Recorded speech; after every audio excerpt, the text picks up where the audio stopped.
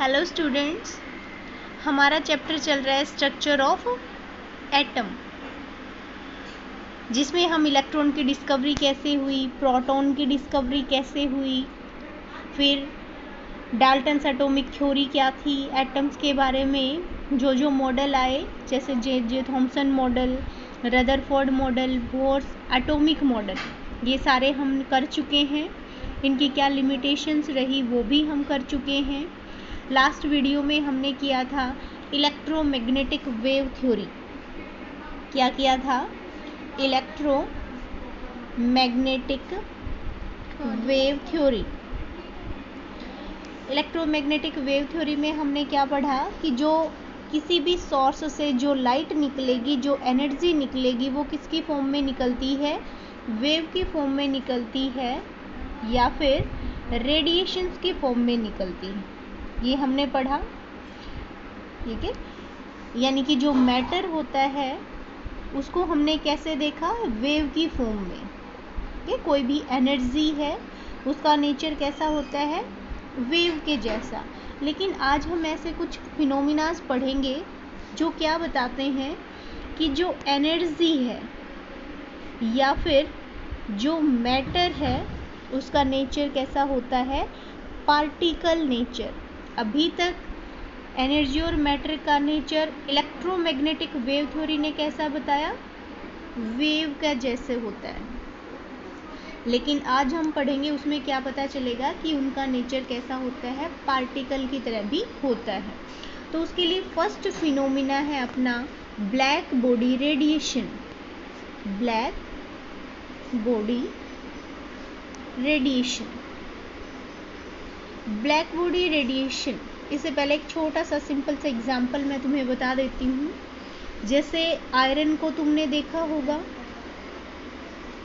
कैसा होता है? ग्रेइश ब्लैक कलर का होता है आयरन। उसको जैसे ही हम हीट करना स्टार्ट कर देते हैं, उसको हम क्या करेंगे? हीट करेंगे तो क्या होगा? धीरे धीरे वो गर्म होना शुरू हो जाएगा, ठीक है। एक टाइम ऐसा आएगा कि वो रेड कलर का होगा, फिर वो येलो ऑरेंज कलर का होएगा, ठीक है। यानी कि देखो, पहले जो ब्लैक कलर का सब्सटेंस था उसने पहले हीट को एब्जॉर्ब किया। क्या किया? पहले हीट को एब्जॉर्ब किया, ठीक है। उसके क्या एब्जॉर्ब किया? उसके बाद एब्जॉर्ब किया, फिर क्या होता है कि वो रेड कलर की रेडिएशंस को निकालना स्टार्ट कर देता है। यानी कि किसी भी ब्लैक सब्सटेंस में से जब रेडिएशंस बाहर निकलने लग जाती हैं तो उसको बोलेंगे हम ब्लैक बॉडी रेडिएशन। यानी कि जो ब्लैक सब्सटेंस होता है वो एक क्या होता है? Good absorber. क्या होता है? गुड एब्जॉर्बर होता है। यानी कि वो पहले तो हीट को एब्जॉर्ब करेगा, फिर उसी हीट को in the form of radiation वो बाहर निकालेगा, जिसको हम नाम देंगे black body radiation. I think clear हो गया होगा कि इसको हम लिखेंगे कैसे?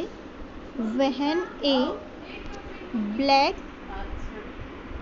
सब्सटेंस इज हीटेड, जब एक ब्लैक सब्सटेंस को हीट किया जाता है, then it absorb heat as a good absorber. यानी कि एक अच्छे एब्जॉर्बर की तरह ये हीट को एब्जॉर्ब करेगा एंड देन, और फिर क्या करता है? उसी एब्जॉर्ब की हुई हीट को एमिट करता है। Emit heat in the form of radiation, in the form of radiation, जिसको हम क्या नाम देंगे? Black body radiation. नेक्स्ट जो सेकंड टॉपिक है अपना वो है photo electric effect. Second topic क्या है अपना? Photo electric effect. Photo electric effect क्या कहता है? तो उसके लिए पहले एक बार एक टर्म देख लेते हैं हम, थर्सहोल्ड एनर्जी। थर्सहोल्ड एनर्जी या फिर थ्रेशोल्ड फ्रीक्वेंसी। तो थ्रेशोल्ड एनर्जी होती है वो मिनिमम अमाउंट ऑफ एनर्जी, यानी कि वो कम से कम एनर्जी जो कि किसी रिएक्शंस को स्टार्ट करने के लिए ज़रूरी होती है, यानी कि the minimum amount of energy that required to start a reaction, the minimum amount of energy that required to start a reaction। ऐसे ही थ्रेशोल्ड फ्रीक्वेंसी होता है, यानी कि the minimum amount of frequency that required to start a reaction. तो अब यहाँ पे देखो, फोटो इलेक्ट्रिक इफेक्ट में एक मेटल का बना हुआ सरफेस लिया, यानी कि कोई भी मेटल का टुकड़ा लिया हमने। मेटल के पास क्या होते हैं? फ्री इलेक्ट्रॉन्स होते हैं। क्या होते हैं? Free electrons. ये क्या है? Free electrons. अब यहाँ पे रेडिएशंस डाली जाती, क्या डाली जाएंगी? रेडिएशंस डाली जाती हैं, यानी कि कोई भी एक वेव डाली जाएगी जिसकी हाई फ्रीक्वेंसी होगी, हाई एनर्जी होगी। क्या है ये? वेव है विद हाई फ्रीक्वेंसी। फ्रीक्वेंसी को हमने पढ़ा था, न्यू से डिनोट करते हैं हाई फ्रीक्वेंसी। हाई फ्रीक्वेंसी का मतलब इसकी जो एनर्जी होती है वो थ्रेशोल्ड फ्रीक्वेंसी से ज़्यादा होती है, यानी कि इसकी जो एनर्जी होगी वो थ्रेशोल्ड एनर्जी से ज़्यादा होगी। तो देखो, जैसे ये हाई फ्रीक्वेंसी की रेडिएशन यहाँ मेटल के सरफेस के ऊपर आके टकराएगी तो क्या होगा? एनर्जी का ट्रांसफ़र होगा, यानी कि इस इलेक्ट्रॉन के पास क्या हो जाएगी? एनर्जी आ जाएगी। जैसे ही एनर्जी आ जाएगी ये यहाँ से जंप करके बाहर इजेक्ट कर जाएंगे, यानी कि क्या होता है यहाँ पे? इजेक्शन ऑफ इलेक्ट्रॉन होता है, जिसको हम क्या नाम देते हैं? Photo electric effect. तो इसको लिखेंगे कैसे? When a high frequency radiation, when a high frequency radiation क्या करी जाती है? इसके ऊपर डाली जाती है। Fall on metal surface, fall on metal surface, यानी कि जब किसी हाई फ्रीक्वेंसी की रेडिएशन मेटल सरफेस के ऊपर फॉल होगी, गिरेगी, then the electrons present on metal surface, on metal surface, जो इलेक्ट्रॉन प्रेजेंट होंगे मेटल के सरफेस के ऊपर, इजेक्ट फ्रॉम इट, तो यहाँ से ये क्या हो जाएंगे? इजेक्ट करना शुरू कर देंगे, बाहर निकलना शुरू कर देंगे।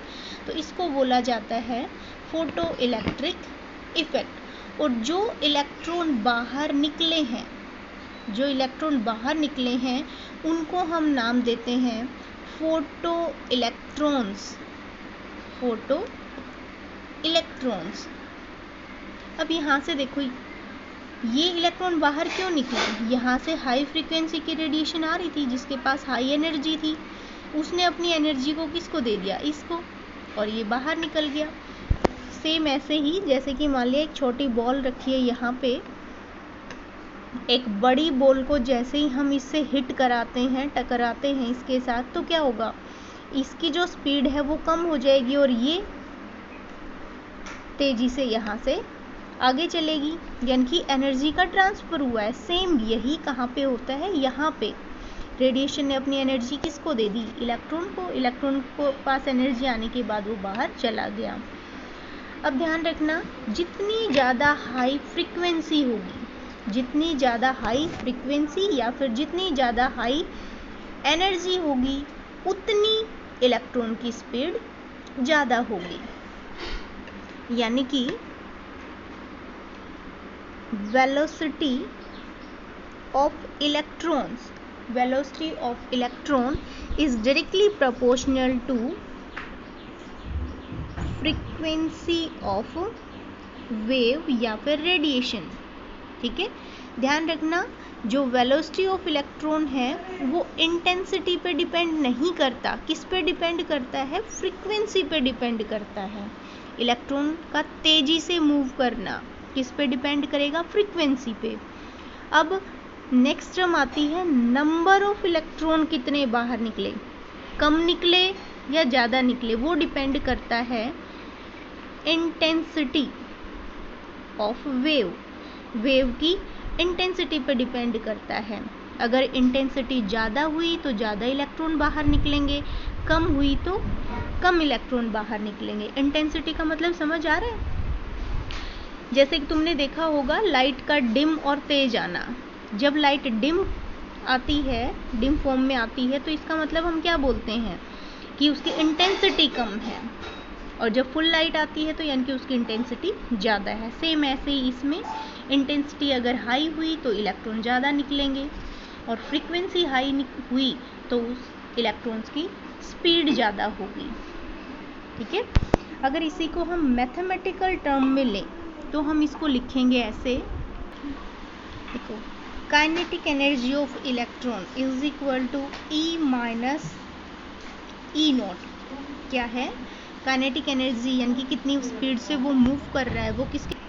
ई माइनस ई नॉट। तो यहाँ तो ये तो काइनेटिक एनर्जी ऑफ इलेक्ट्रॉन हो गया। ई यहाँ पे है एनर्जी ऑफ इंसिडेंट लाइट। क्या बोला है मैंने? एनर्जी ऑफ इंसिडेंट लाइट या फिर वेव, इनकी जो रेडिएशन यहाँ से आ रही है उसकी एनर्जी, माइनस ये क्या है? थर्सहोल्ड एनर्जी। थर्सहोल्ड एनर्जी या फिर इसी को हम वर्क फंक्शन भी बोल सकते हैं, वर्क फंक्शन।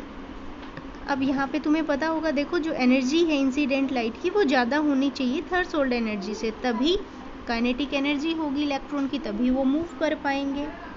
ठीक है, ओके। तो kinetic energy is equal to, जो एनर्जी होती है उसको हम लिख सकते हैं, उसका फॉर्मूला है hc अपॉन में लैम्डा, और ये hc अपॉन में लैम्डा नोट आ जाएगा। c बाय लैम्डा क्या होती है? फ्रीक्वेंसी। तो kinetic energy is equal to h mu naught. तो ये होता है photo electric effect. I think clear हो गया होगा। तो आज हमने दो टॉपिक पढ़े हैं, एक ब्लैक बॉडी रेडिएशन, दूसरा फोटो इलेक्ट्रिक इफेक्ट। दोनों ही क्या बताते हैं कि जो मैटर होता है उसका पार्टिकल नेचर भी होता है। तो इसको अच्छे से लर्न करना है। ओके।